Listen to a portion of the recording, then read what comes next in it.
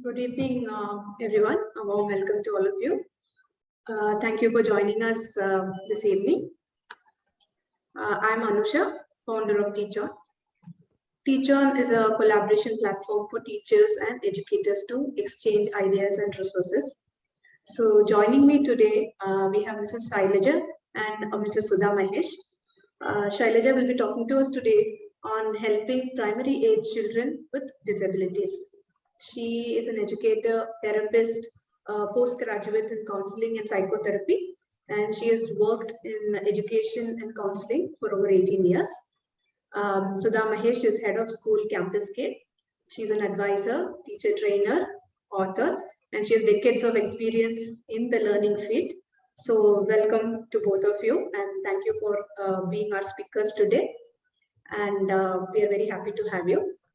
So, we will get started with the session shortly. And if you have any questions during the course of the session, you can send it to me over the chat box. So at the end of once the speakers are done, the last few minutes, they will be able to answer a few questions. So I will be selecting from the questions you send me and the speakers will answer your questions. So let's get started with the sessions. Over to Mrs. Sudha Mahesh. Good evening, one and all gathered here for this evening session. Thank you, Anusha, for the small intro and providing this platform to meet the educators across our country. Um, so, I would like to start first appreciating all of those who have taken teaching as a profession. And it is a humongous task and also something challenging and interesting. Always teachers have to be innovative, address to the needs of students. So uh, I wholeheartedly appreciate all of those teachers who are present here and all those who are working as teachers across. So to begin with, what I wanted to share today in the upcoming few minutes before Mrs. Shailaja could start over on her session on learning disabilities. See, we are here to absorb the knowledge that that is required for any teacher to actually identify the students in her classroom. In general, as teachers, when we are in the flow of planning, delivery, assessments, documentation, and all that when it goes as a teacher's duties, sometimes we may misinterpret a non participative student or somebody who is reluctant to answer or takes time to answer, kind of non compliance to the routines, or in case they are incomplete in their tasks or something, which we often find in the classrooms, um, because student life is a growing phase. But what I'm trying to hint here is all these are common things that we will find in general across classrooms, whichever part of the country the student is. Something unusual when we find, then the teacher becomes a bit conscious about that, that kind of signal coming from the student. But sometimes we also interpret that incomplete work or the silence from a child as signs of some disinterest in academic learning. So, oftentimes we might map it to the child is not showing interest. So, maybe that's some academic gap. Usually, that happens because we are in a flow of delivery, planning, assessment, everyday performing duties. So, these signs of reluctance or silence could get interpreted as a less interest in academics. But I would like to take this opportunity to share that out of my experience, what I have figured out, and I'm sure many of you would agree to it, that these kind of signs that we find, a non-participation or silence or reluctance or just not turning in the work or you not even looking at the teacher and talking, so I have learned actually that these indifferent behavior can arise out of many simple reasons, like, as simple as actually lack of sleep. And it could be also because of, lack of proper food in the morning. It could be problems in their vision. I have experienced a lot of these examples in my own class uh, on observing the child. It could be even related to vitamin deficiency, and overexposure to information, which is the current students issue, I would say. Like, before they even come into the class, they are exposed to a lot of information, so that also could turn out as disinterest in the academic classes. So some of these things which I have experienced, I'm sharing it with you today, that I have also as a teacher come across such children who don't even look at my face. And somewhere there was a fear, like whether the child has lost interest in academics, or is it a problem with grasping or something. But it turned out to be as simple as these, like sleep, food, exposure to screen, vitamin deficiency. And also, one important thing which I would like teachers to understand, whether the child has got enough exposure to communication at home. First of all, even if they are not able to communicate with friends, siblings, parents, grandparents, that also could turn out to be a kind of indifferent behavior in class, where you will find the child talking in monosyllabic words, and they may not even want to talk to you. That does not mean, and let us not, I mean, in case if we have thought so, let's be clear that it could be related to lack of communication at home front also. And one very, very important thing that I would like to share is, most of all, language could be a barrier actually. If the child speaks some other language at home, or they are not exposed to English as a medium of conversation at home, even that could turn out to be a key factor for child's confidence or communication in class. So today, we are here to understand what actually, according to medical condition, is learning disability. But I am talking about the general situations which could probably get misinterpreted as learning disability. Ensure that as teachers, do a thorough check on the background, or probably have it as a checklist to observe whether these simple reasons are to be considered even before looking at the child's medical conditions. So, with that small information, piece of information, I would say, um, the more insight we have as educators into child psychology, it will make us a better educator of this century. Over to Mrs. Shailaja, who will share the medical insights that takes place, and and how we arrive at such conditions, and how to help the children out in a brief manner. Thank you, Anusha, and over to Shailaja Ullam.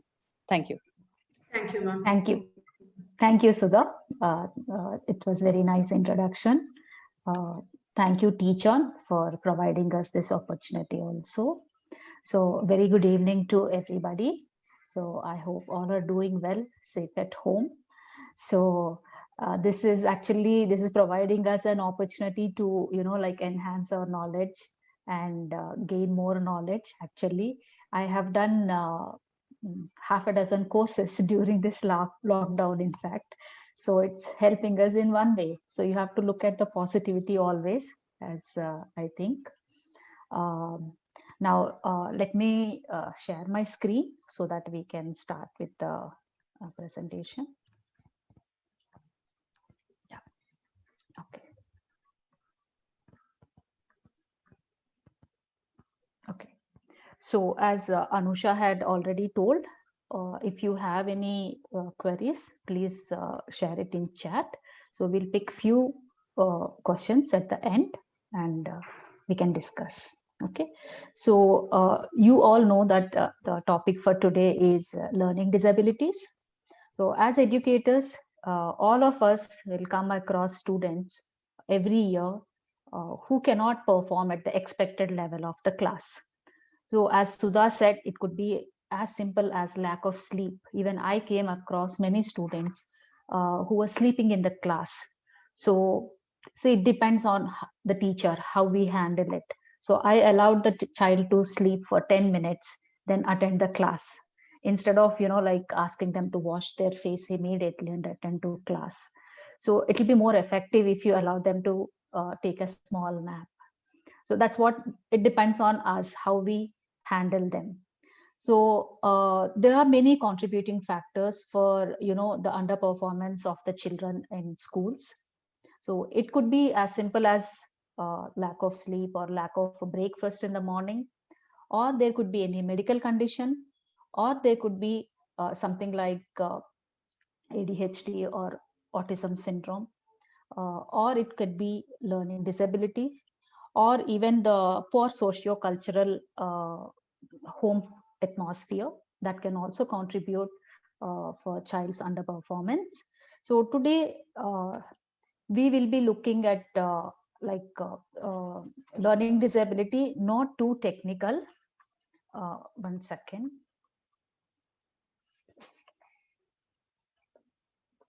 Yeah. I'm not going to go deep into the technical issues. So, but we will be just discussing what exactly is learning disability and how does it present and why it is important for us to identify it and address it at early age. So, as per the definition, if you can see, the DSM-5 says specific learning disability is a type of neurodevelopmental disorder that impairs the ability to learn or use specific academic skills such as reading, writing, or arithmetic, that is math difficulty, and also the ability to receive and process information. So it can also interfere with higher level skills such as executive functioning, time planning, abstract reasoning, long or short term memory, and attention. So it sums up to what exactly a child should be doing in school. So if you see further, as per the definition, the difficulties in learning and using academic skills with the presence of at least one of the following. So we are having, there are 6 criteria here. The child should have difficulty in one or more of the following characteristics, and it has to be present at least for 6 months. As per the definition, it says minimum 6 months, but we all know that it lasts much longer than that, and actually it has lifelong prevalence. And we all know that there is no cure, it cannot be fully cured, but you know, the impact can be reduced with institutional interventions. So since most of us here are general educators, I don't want to go very deep into the technical issues, the evaluation and, you know, the diagnostic criterias, but let us focus on how to identify and how can we help them in mainstream classroom. So the 6 criteria which we have to look at is inaccurate or slow and effortful reading. So reading is laborious for them. They literally have to run their finger on the words when they are reading. The second one, even if they read, it's difficult for them to understand what they have read. So after reading, once they finish reading, if you ask what they have read, so they cannot answer your question based on the text or the story, because either they cannot remember or they cannot comprehend. So that is the second kind of difficulty they face. And difficulty with spelling. Difficulty with spelling can be like, you know, like the same word will be spelt in multiple ways, or consistently they spell one word wrong every time. So this is the pattern they normally exhibit. Then difficulties with written expression. So this can be manifested in many ways, because written expression, like it can have the different, like, you know, overly large handwriting when they are writing, small size handwriting, or overly large handwriting. It can be clumsy, and grammatical errors they will have. Sentence formation is difficult for them. So these are the different kinds of difficulties they exhibit.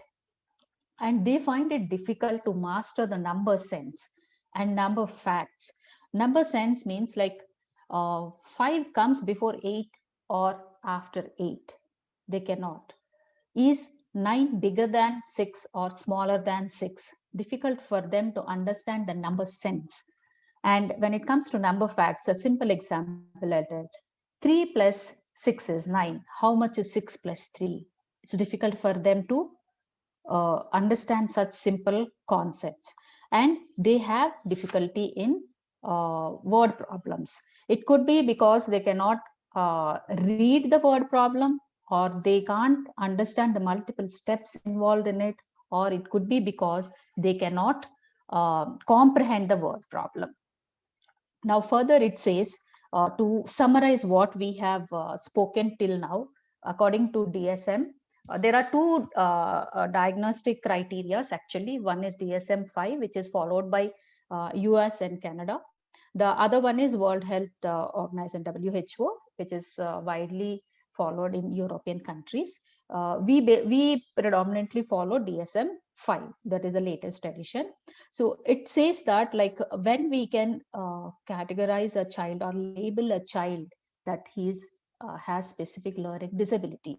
But please remember, we are not talking about a child who is not able to learn because he cannot see. We are not talking about a child who is not able to learn because he cannot hear. So there is no physical disorder present here. And they are going to reasonably decent schools. So they are not deprived of any opportunities. There is no lack of opportunity for them. There is no physical disorder. In spite of things, they still exhibit, they struggle to meet the expectations of the class or to that age group. Whatever is expected by that age group, they cannot. Now it further says that average or above average intelligence. So here, if you can see, most of the learning disability children, they will have either average or above average intelligence because they are not intellectually disabled. There are 3 criteria, 3 categories. Quickly, I can just tell you. So average and above average, we classify them as learning disability. Between below average and average, we classify them as slow learners. Then below average intelligence, they are considered as borderline or MR. That there the mental retardation starts. So any child with LD will be having minimum average or above average intelligence, and there has to be subsequent difference between the expected level of performance and current level of performance. So I can just show you just an example of a report of a child. So here, if you can see here, this is the expected level of abilities. That means grade 7. The child is in grade 7, and his intelligence is average because in 2 of the diagnostic scales it is showing average. It is 100. So the intellectual functioning is average. And here, if you can see the abilities, current abilities in spellings and written, it is at the level of grade 2. And 1 second, yeah, writing, it is at grade 3 level, and math is at grade 4 level. Even if I take the highest ability here, which is grade 4, still there is a gap of 3 years here. So if the child should have minimum 2 years below the grade. If the child is in 7th, if he is performing at grade 5 level, then we consider it as learning disability.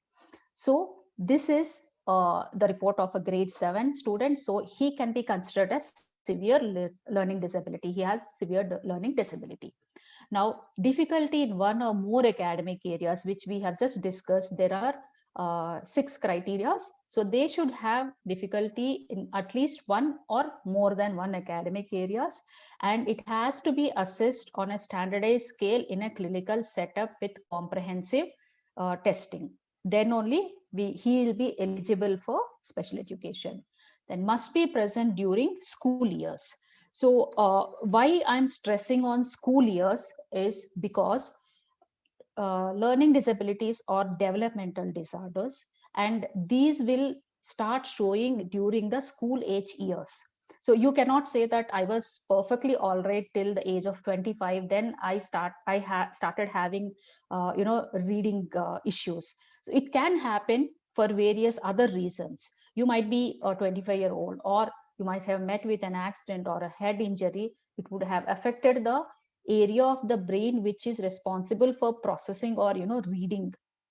So then you may exhibit the same symptoms like a dyslexic child, but you will not be called as dyslexic. It is called alexia. So it must be present during school years. Then let's look at the causes for learning disabilities. So the causes are really not known exactly, but it runs in families. It is hereditary.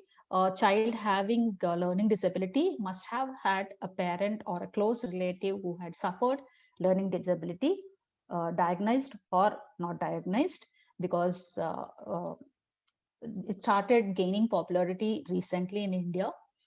Then problem during pregnancy or birth, the oxygen deprivation, or sometimes prolonged labor or premature delivery.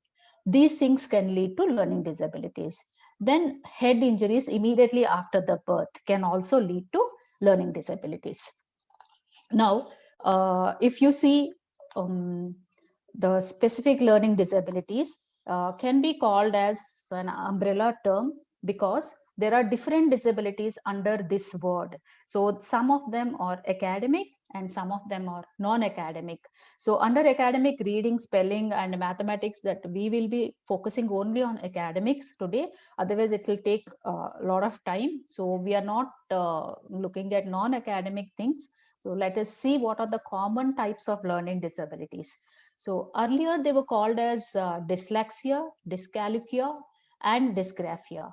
But now we call it as specific reading disorder, specific math disorder, specific writing disorder. So as we move on, we will learn little more about these things. But these are the other learning disabilities.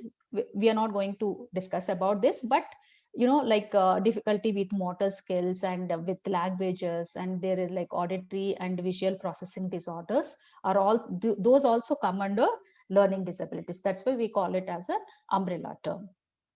Okay, now let's see what is dyslexia, how it is present. So what is dyslexia? It's a specific learning disability that affects reading fluency, decoding. The decoding skills will be affected, and the comprehension skills, the writing skills, difficulty with spelling, even sometimes speech. So it's all related to language. So it is called, referred to as a language based learning disability also. And it is said that this is how the dyslexic children see the written language. And it's like mostly these learning disabilities occur because of the way the brain is wired. Because their brain is wired in a different way, they learn in a different way. So if this is only an imaginary picture, so this is how a normal brain is wired. This is how a brain of a student with dyslexia is wired. So for us, it is easy to correlate uppercase and lowercase letter. This is big, this is uppercase A, this is lowercase a. But in case of children with dyslexia, this is how it is. It is difficult for them to classify. So now let's see what are the difficulties they exhibit, the children with dyslexia. The first and foremost is letter sound correlation. They cannot correlate the sound of a letter with the letter. That is the first thing they exhibit. Then letter reversal, mirror image, or they can reverse a letter in a word. And they do have confusion and reversal with numbers also. Because they cannot, for example, like they cannot differentiate the difference between 10 and 01. It is that simple. And they do get confused with math symbols. They get confused with the symbol of addition and multiplication because they look similar. So these are the few difficulties they exhibit. It's difficult for them to organize their language, be it is spoken or written. They cannot put their thoughts on paper. So it's difficult for them to organize their thoughts. They do confuse with similar words. For example, saw, was, or form, from. So they do get confused with similar looking and similar sounding words. And they do exhibit spelling errors very often. As I told in the beginning itself, the spellings do interfere with reading and writing also. So these are the few areas where children with dyslexia um, exhibit all this. And it's very difficult for them to learn any new vocabulary or foreign languages. It's difficult for them to recall any numbers in a sequence, so like phone numbers, or difficulty with directions. They get confused with left or right. If you say left, they go to right. It's like that for them. And they'll have difficulty with tables also, because they have to, for some children rote memory helps, but for some children it doesn't help. So as educators, maybe we have to look at small hacks or shortcut methods to teach tables, where we can help them writing tables in shortcut way. There are hacks, like for example, a child has to do multiplication with 9. So we can teach them to write the 9 table here with the shortcut way. Use the table to multiply the entire given number with 9. So these are the few things we can do. So let's see the few examples of dyslexia, how the handwriting is here. So if you can see this is the worksheet, or comprehension work. So they have to fill in this worksheet based on the passage or a story given. Because they cannot comprehend, they either copy the question. It do happen even in exams. We have seen many children doing this. So they have to choose as a whale or shark. So they'll write both, and they keep scoring what they have written. There will be overwriting because they are not confident about what they are writing. Then if you can see this child's handwriting, here the S is like reversed, that is letter reversal. And here in a word, the letters are reversed. Either it will be reversed like J and L, they get confused. W and M, they get confused. Or they can even reverse the letters in a word. See, OLW, owl is written as OLW. So how do we help children with dyslexia in a classroom? Because um, as statistics says that like 85 to 87% of the children with learning disabilities, they attend mainstream classes. Only some 6% of the children, they go to separate schools, special schools. That's why as general educators, we need to have a few tools, and we need to understand what is the difficulty, what is the which area the child is finding difficulty, and we should try to help them within our limitations. That's what is the main focus of this webinar. So how do we help students with dyslexia? So try to use multisensory learning tools, because in a class we do find students with different learning styles. There will be visual learners, there will be auditory learners. So if we keep on producing only auditory lessons, the child visual learner will not be benefited. So try to incorporate audio visuals. If you have a provision of TV or a AV room, audio visual room, if you have a projector, maybe you can show related videos or make PowerPoints and show it to them. Use some teaching tools like picture cards or books, like, so that you can cater to all kinds of learners. Then use colored backgrounds. It's easy for them to, focus and understand what you're writing when you use colored backgrounds. And try to offer a seat in the front row, because for various reasons, you can keep a check. You can just monitor whether the child is able to copy properly, whether he has completed it or not. Or for him also to look at the board and copy will be easier. And try to provide extra time wherever it is possible, be it is classwork or it is, like any assignment is given. Then help him getting a peer's notebook maybe, or a copy of your notebook you can give. And like, instead of panicking him for not completing the work, maybe we can help him this way. Then keep the instructions very simple. Some teachers, as maybe we also have done sometimes, so we just tell them, like, for lesson number 4, third 60, page number 60, fourth exercise, and fifth sum. So it's difficult for them to take the multi-level instructions. Please try to keep your instruction simple and straight. Then if at all possible, try to make a few changes for the worksheets or the assignments you have given. Then train children to read each paragraph twice. Then they will learn how to comprehend it, because only one time if they read, they'll be struggling to decode, and like, they'll be spending more time in reading it. So make it a habit. Ask them to make a habit of reading twice. Then try to move your focus from spellings to writing skills, because children with dyslexia will find it difficult. Maybe you can give them some time. So meanwhile, you can focus on written skills, because they may not be having both. Sometimes children with only dyslexia may good in writing. They may exhibit good skills in writing. So maybe you can focus on other skills. And never ask a child to read in front of the class or read aloud unless they volunteer, because it can be a demoralizing thing for them. They may lose their confidence. So these are the few things which we can help children with dyslexia.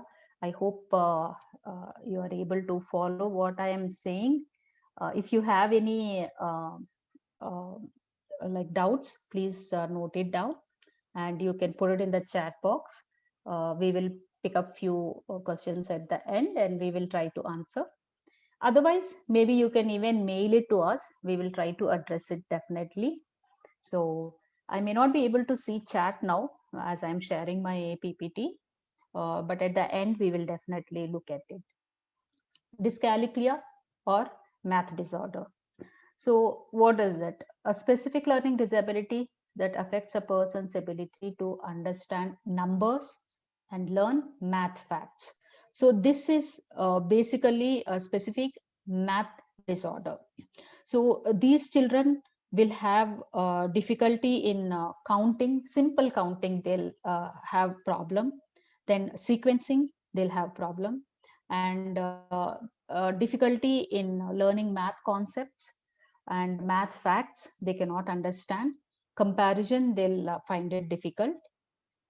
And the basic operations, like the, like when they have to read in a word problem, so their reading will be slow, or even if they can read, they cannot comprehend what they have read. So it becomes difficult for them to frame the statements for word problems. Even if they get concept, sometimes when it comes to application, they cannot do it, because when the steps, when they don't understand the steps involved in solving a problem, it's difficult for them to complete the problem. And recalling the arithmetic operations, and it's not always arithmetic operations. Some children will do better in arithmetic. You give them any arithmetic sum, they'll just complete it. But you offer them a word problem, they are stuck. because either they cannot read or they cannot comprehend or they don't remember the steps involved in it. Then, so the formulas in math, for example, they find it very difficult to remember the formulas. So what we can do, like, a simple thing, which I normally do. So for these children, if you know the child is having a difficulty in math, so when one small example I will just tell here. Formulas can be taught in a way like how it is derived. So for example, we are teaching perimeter of a rectangle. So it is 2 into L plus B. So if we teach that, if you just tell him this is the formula to find the perimeter of a rectangle, he may not remember it and apply it. But if we teach, like, just draw a small rectangle. So this is length, this is breadth, again this is length, this is breadth. So basically, what is the perimeter? Sum of all the sides. So when you add, it is L plus B plus L plus B. So there are 2 times L and 2 times B. So you take 2 common, then L plus B. This is how we got the formula for perimeter of a rectangle. This might help few children to remember it. There are few other things which we will be discussing as we move on. So these children will have difficulty in remembering tables, especially. If I remember, I think we started learning tables in class 4 or 5, but now few schools, they start as early as UKG, and some schools they introduce tables in grade 1, depending on the board. So it's difficult for them, but there are few hacks. If you think the child is struggling, maybe you can help them with a few hacks or shortcut methods. Multi-step calculations or sums where there are 2-3 operations, like there is addition and subtraction. So mixed sums, they find it very difficult because they cannot follow multi-step calculations. And transferring numbers, be it is from board to the book, they cannot transfer the numbers correctly. They make mistakes, they make errors. So if they have to use calculator from the book to the calculator, they transfer it wrong and they end up in getting a wrong answer. So these are the things which they exhibit. These are the problems they exhibit.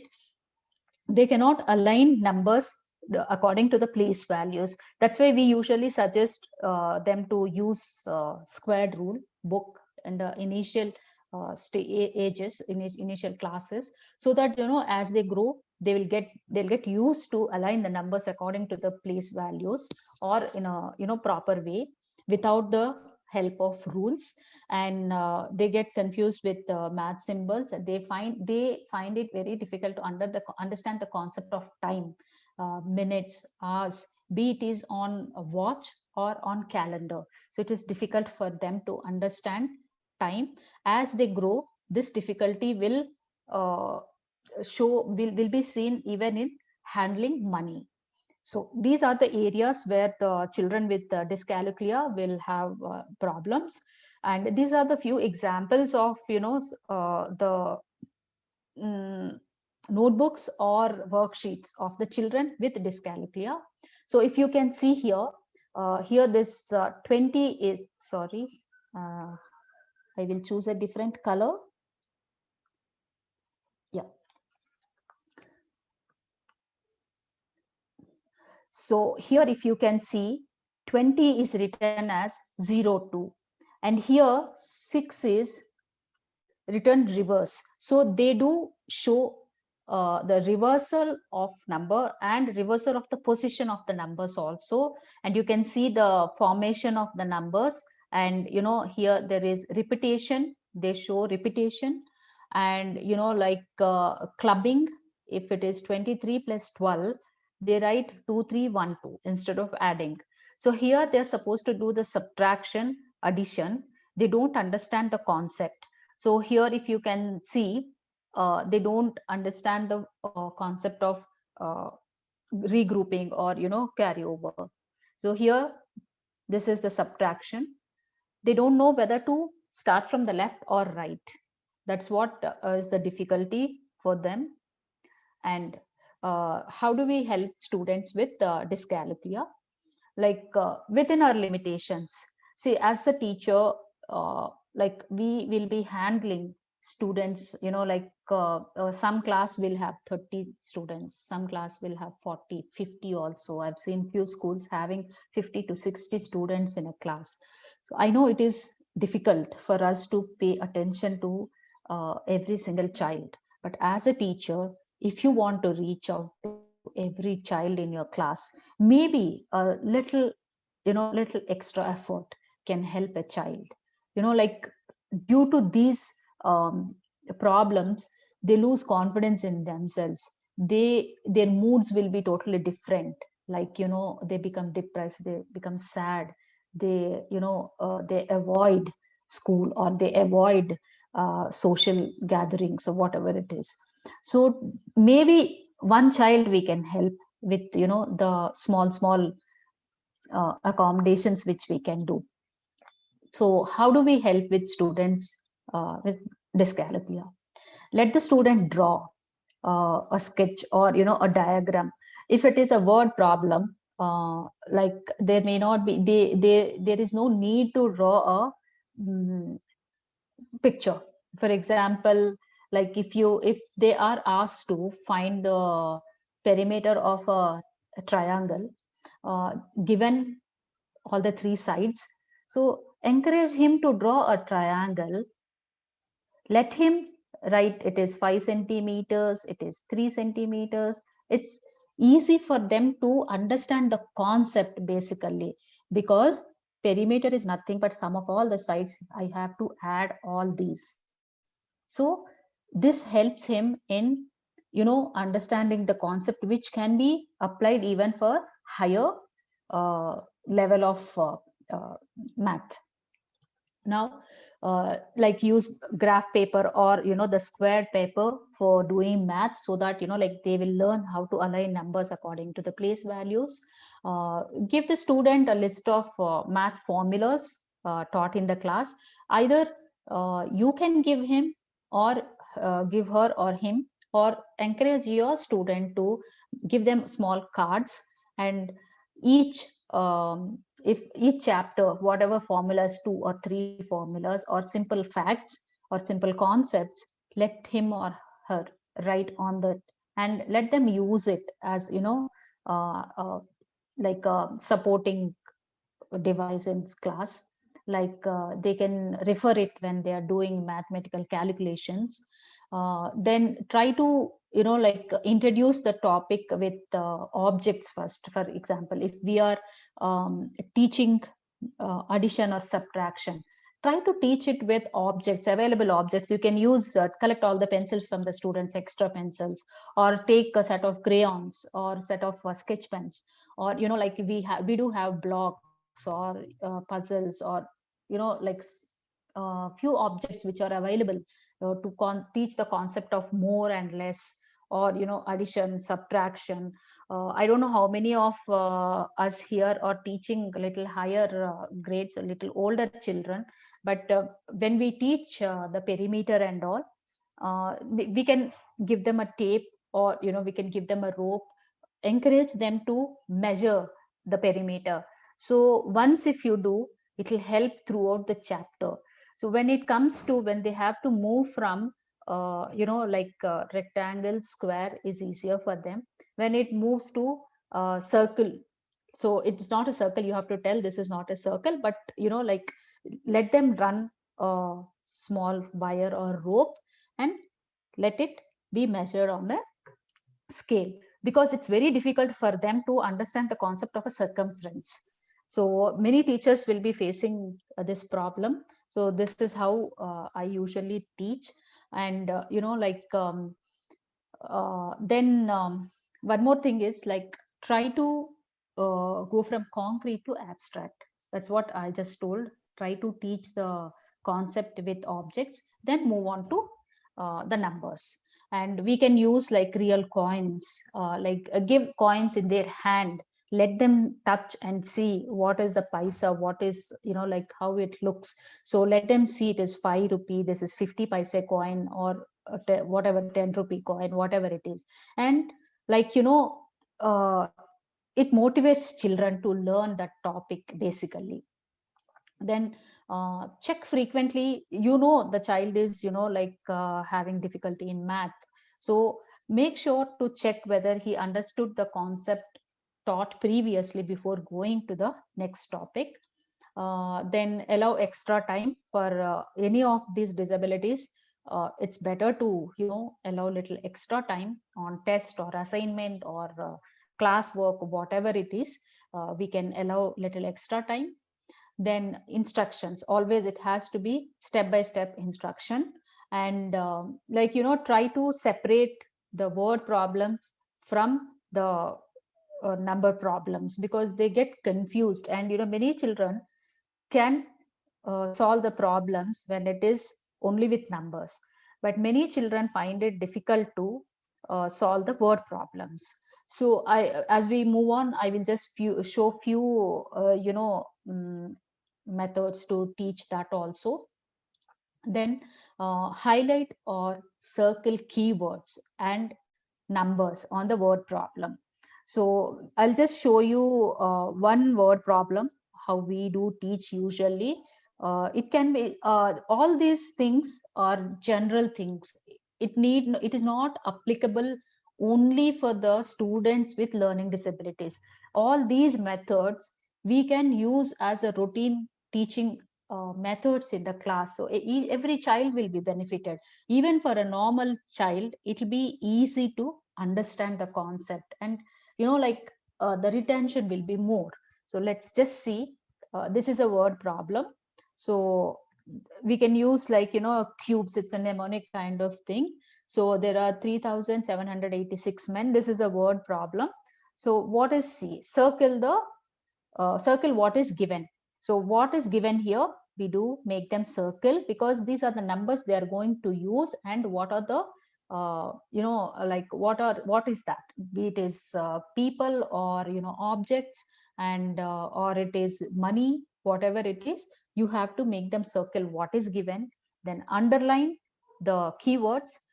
The keyword will allow them to know what application I'm supposed to, what operation they're supposed to do. So find the total, find the sum, what is the difference. That is the keyword that tells them whether they have to use addition or subtraction. Then box what is to be find. So boxing what is to be find. Then we do teach when it is objects, people, we use the number of. If it is money, the cost of. So how to frame the statements for the word problems. I didn't include that slide here, but we do teach that way. So now perform it, then how we write. Now how do we there are few other ways, mnemonics, or which children can remember easily.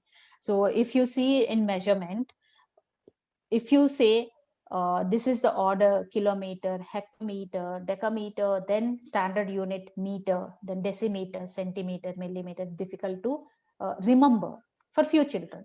Few children may remember. So if you say King Harry died drinking chocolate milk, so the first letter of each word refers to kilometer, hectometer, decameter, decimeter, centimeter, millimeter, and in the middle it is a standard unit, which is meter or gram or liter. The same thing will be applicable for all the 3 units.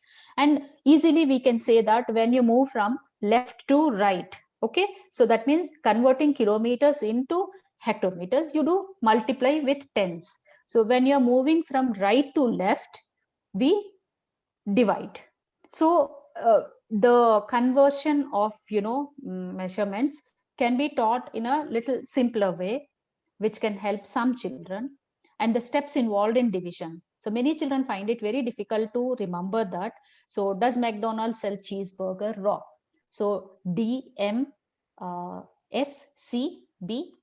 So what does it stand for? First you have to divide, then multiply the, what are the steps involved in long division method we can teach. So this is for little older students. I don't know how many are here. This is like, circumference and area of a circle. So cherry pie is delicious. So C pi D. So circumference C is equal to pi D or 2 pi R, because D is 2R. Maybe we can help them deriving that formula from this again. Then apple pies are 2. So A is area, pies are 2. Instead of square, this is 2. So when you remember this one, it's easy for them to remember the formula. These are the few tricks. It might help few children, it might not help also, but we can still introduce. We never know who is getting benefited with this. And this is BODMAS when integers, like many of us do use. And this is like for remembering the planets in an order. So there are few, if you browse through, there are few techniques, like, we can try incorporating few of them. If it helps, it's good. Or maybe you can, tailor make it, like, according to the needs of your child or your students. Now let's see what is dysgraphia quickly. It's a specific learning disability that affects persons' handwriting ability and fine motor skills sometimes. And problems may include, illegible or, very small or big handwriting they exhibit usually. And they will have a problem in, planning the spatial planning of the paper. They randomly start from the middle of the paper, or they'll leave 2-3 lines and they'll start. I'll show you one example of that also. Mostly they avoid writing because it is laborious, they cannot write. And some children do complain that they're having hand pain also. Their handwriting will be illegible, it will be clumsy, and inconsistent spacing between the words, because most of the schools, they do teach you have to leave one finger gap, or they will have their own methodology to leave the gap in between the words, but still they cannot follow that. So inconsistent spacing between the words, and they have problem with grammar. They cannot make grammatically correct sentences, and difficulty in composing their ideas. They must be thinking something, but it's difficult for them to compose their ideas and write it. So then trouble writing down their ideas, that's what they face usually. Their writing will be very slow, and they cannot, that's because of that they cannot complete the assignments or notes or whatever is given on time. And it's difficult to understand the structure of a sentence for them, and they do omit few words when they are writing a sentence.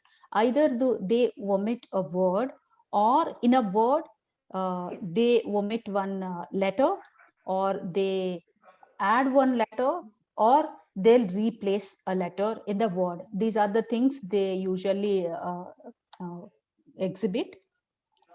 Then they do mix lowercase and uppercase letters usually. So if you can see here, this is like the punctuations, they are having problem here. And here if you can see from where the child has started, and there is the inconsistent gap between the words, and the clumsiness in the paper.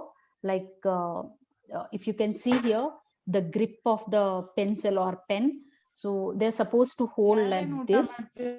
ಮುಗಿತಾ ಇಲ್ಲ, ಹಂಗೆ ಮಾಡ್ತೀನಿ, late ಆಗುತ್ತೆ, 7 ಗಂಟೆ.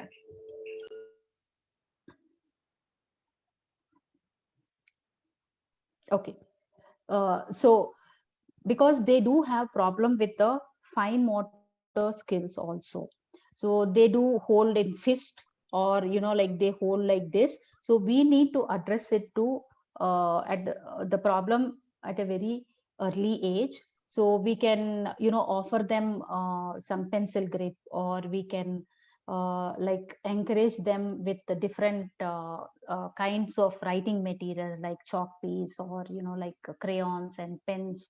So all these things we can give. And if you can see here, there is a mixture of like both uppercase and lowercase letters.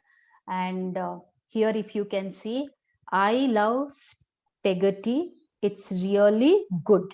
So the child is capable of framing a sentence, but you can see the spellings here. The spellings is a problem for the child. And most of the children with dysgraphia, they're comfortable writing in cursive. So you can encourage them, even if the school follows print, maybe you can talk to the HOD or whoever it is. You can offer them both the styles, whatever they're comfortable with, they can adapt, and like they can practice it. And they do reverse vowels in a word. If it is USA, they'll write it as ASU. This is the common error they follow usually. And yeah, uh, how do we help with children with dysgraphia? So we know that this child is struggling to write or putting his ideas on a paper, and he cannot organize his written or spoken language. So how do we help them? When it comes to writing, try to use bigger surface so that it's easy for them to read and understand. And try to change the writing instrument. Offer them variety of writing instruments, like you can give a feather, you can give crayons, you can give sketch pens, or you can ask them to use their finger in sand. So these are the things which we can offer them. Then gross motor exercises, we can give them clay molding, or threading the beads, which can help in strengthening their gross motor skills. Then you try to give handouts of or the copy of the work, because they cannot copy, and it's really laborious for them to write. Not every time, but if you think it is necessary, maybe you can help them in borrowing a peer's notebook, or your notebook you can offer. Then as usual, we can provide extra time for writing activities, and encourage them to use the square books, square rule books, for math especially. Skip to cursive, and develop narrative skills, because it's difficult for them to put their ideas into words. So encourage them to narrate, talk. So in that process, they will try to frame sentences in their mind before telling us. So we can encourage them to narrate. Now, so what are the other related disorders? So these learning disabilities may occur with the comorbidity of other disorders like ADHD or autism spectrum. These things can occur independently, or the learning disability might be due to the ADHD or due to the autism. So this is either way. It can be independent of each other, or they can interfere with each other. And these children do exhibit like behavioral issues, social avoidance, anxiety. And like if you can see few children, like they avoid school, they start crying in the morning, they complain of headache or stomach pain. But the moment the school time is over, and when they understand they don't have to go to school, the aches will disappear. But doesn't mean that the child is lying. They do feel the pain, but unfortunately they are psychogenic in origin. So to avoid school, like they get headaches or stomach pains and all, they have a behavior of rejection, and they show aggression because of this, like because they don't understand, they cannot they know that they cannot write the test, they're not ready for the test. So they try to refuse going to school, and they'll have low self-esteem, sadness or depression, and they cry in the night or before going to school. They try to engage themselves in extracurricular activities, or sometimes like they'll try to engage themselves in watching something, or video games or something. So to sum up what we have talked about so far, so the common learning disabilities which are related to learning and which can interfere with learning are dyslexia, difficulty in language, reading difficulty, dyscalculia, this is difficulty with math, and dysgraphia, difficulty with writing. And so there is a small poll here. I think Anusha can help us Yes, with this. yes, I will be launching it. Yeah, so the question here is, yeah, what would you do when you come across such situations in your class? So please press on your answer, click on your answer so we can get the poll.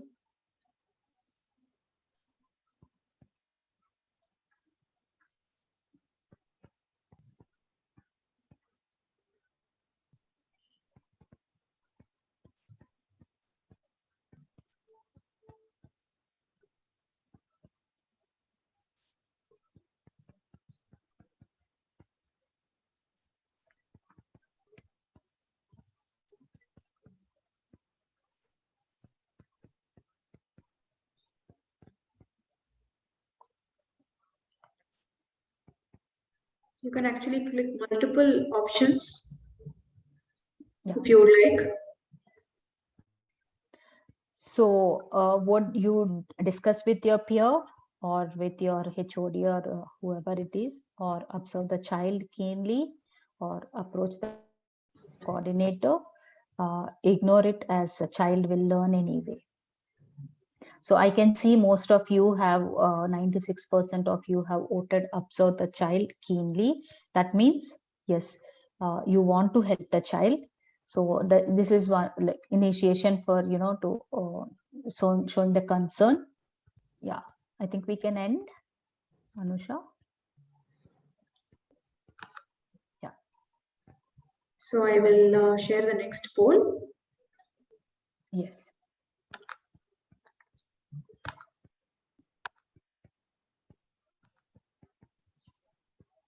Yeah. So from your experience as a teacher or a special educator, what kind of disabilities you observe often?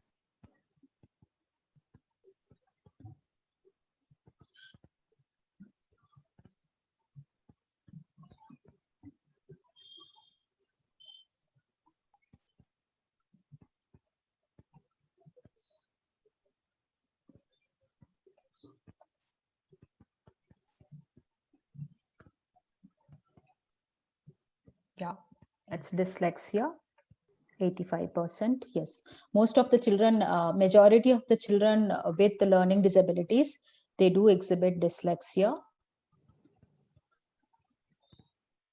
Yeah, I think we can end it. Yeah.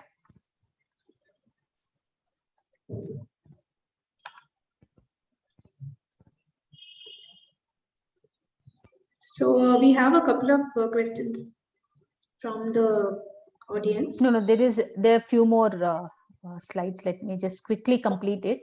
Okay, sure. Yeah, you can stop sharing this.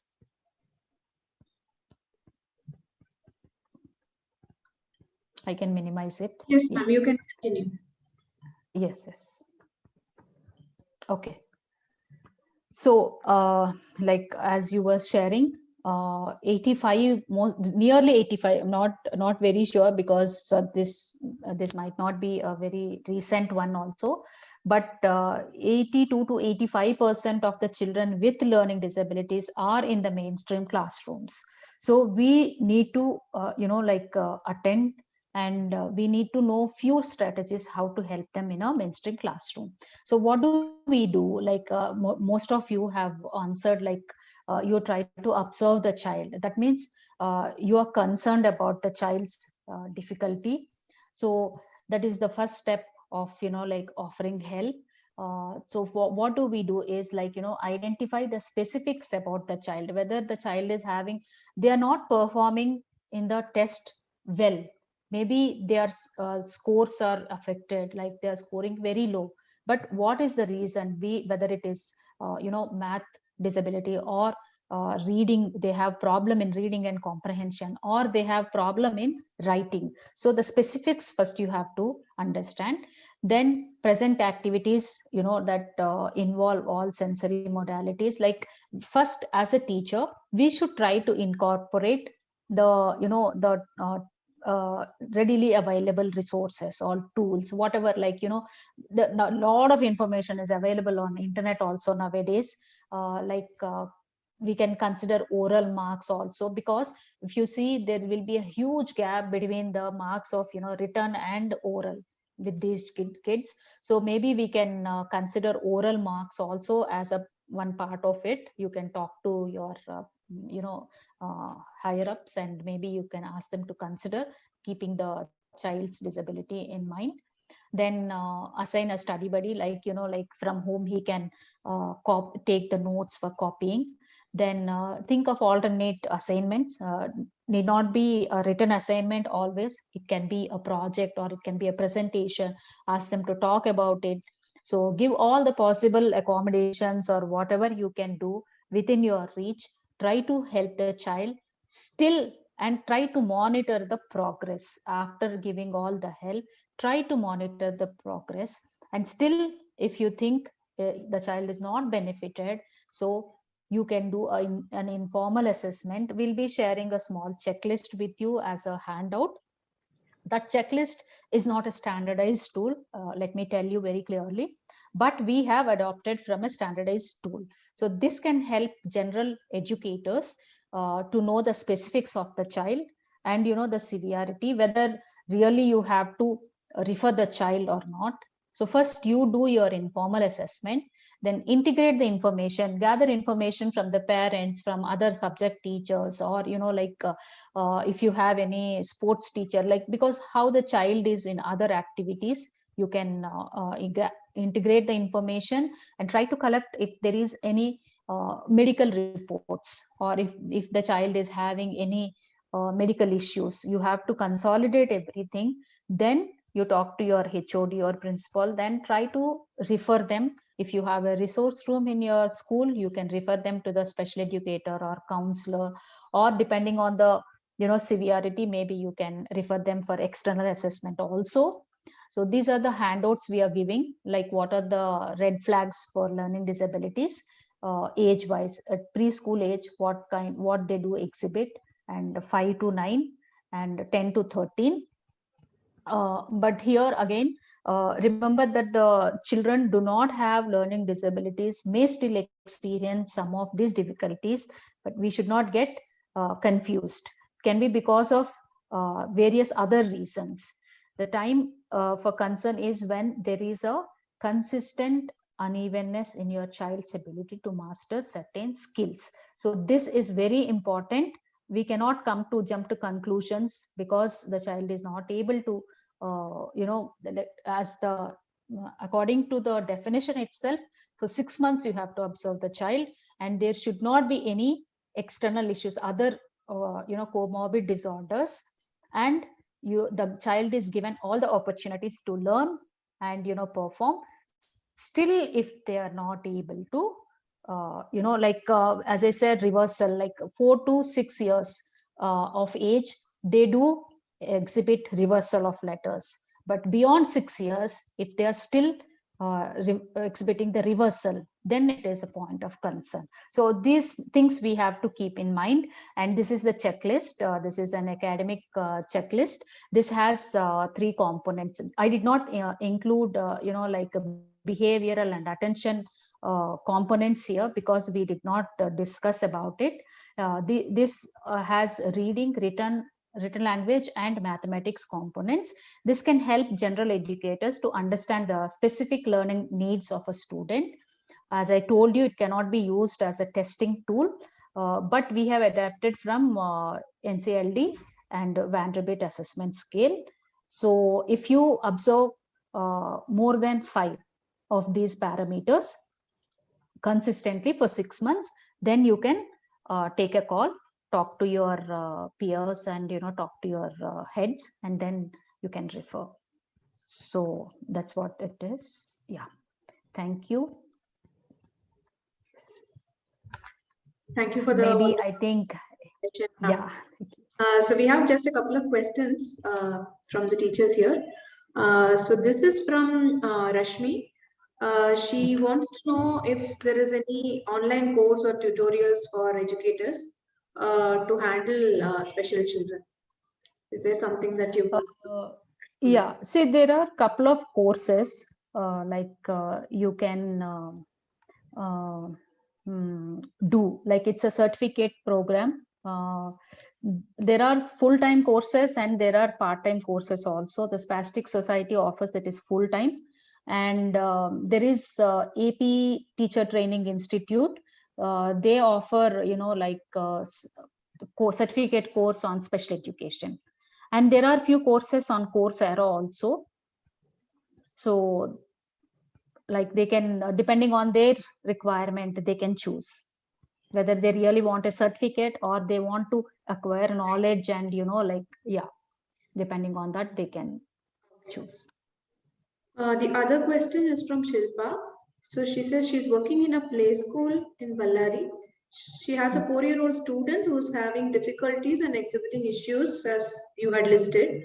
I had requested the parents to discuss with the doctor, but they are not able to understand the issue. How should I convince them to seek intervention, or are there any resources that I should refer them to? Okay, so 4 years means the child must be in LKG or UKG. Yeah, So yeah, early intervention is always better, but to convince the parents, it might take some time. Maybe you have to show the other work of the children of the same age. So you can convincing the parents is a big task for any teacher. First thing, you can observe the child for another 6 months or so, because the child is very young. And if the problem persists, you can try convincing the parents by showing work of the other students in the class and what is expected and what is the current level of performance of the child.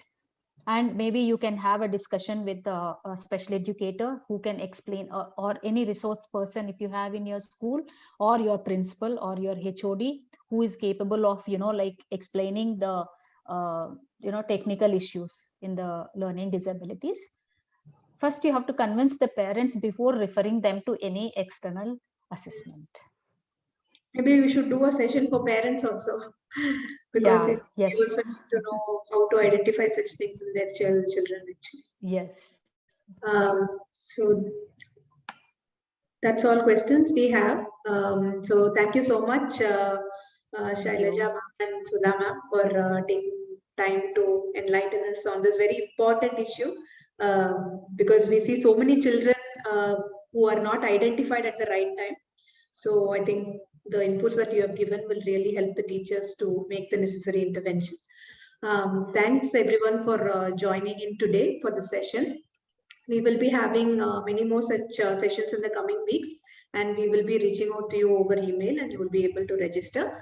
Shailaja ma'am's handouts, we will be emailing it to you. Yeah, email. You can take a look at it and use them in your classrooms.